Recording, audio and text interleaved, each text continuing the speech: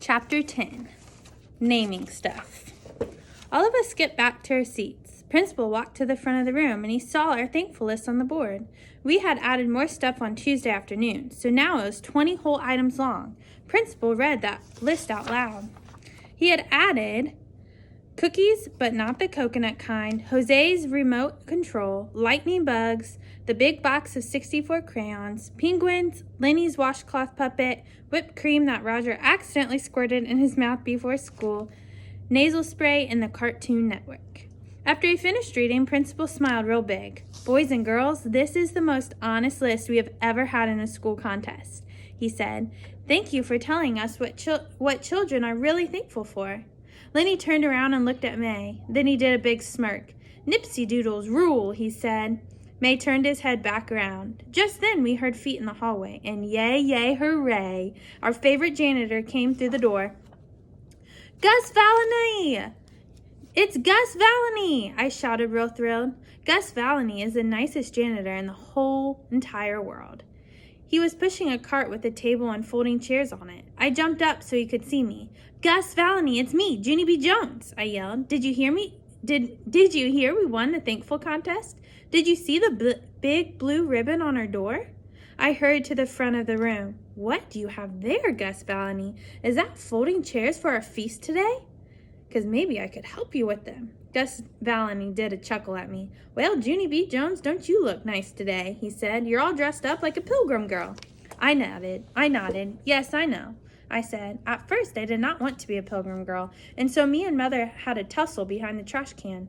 Only now I am hardly even sweaty. Plus also, I can spit pie in the cleanup sink, and so my entire mood got better."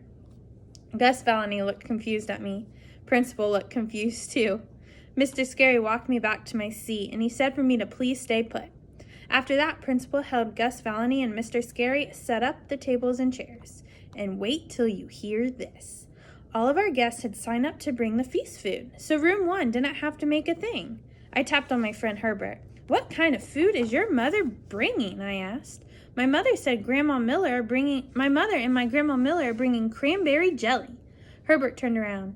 "My mother has to work today, but my grandmother is bringing carrot sticks." "Oh boy," I said. "I love carrot sticks." Lenny grinned. "Me too," he said. "My grandmother is coming to the feast, but she's a terrible cook, so I signed her up for napkins." Sheldon heard us talking. "My Uncle Vern is coming with my Grandpa Ned Potts, and we're bringing tater tots," he said. I did a gasp at that delicious news. "Yummy, yum, yum," I said. "Tater tots." May threw her head back. "Pilgrims and Indians did not eat tater tots," she said, real annoyed. "My mother is bringing the real kind of food that they ate at the first Thanksgiving." She stood up at her desk and she swung her long braid again. "My mother is bringing squash and beans and stewed onions," she said, real proud. After that, room 1 got very quiet. We were thinking about stewed onions, I believe. Then one by one we all turned around and we looked at the cleanup sink again. I glanced at Lenny.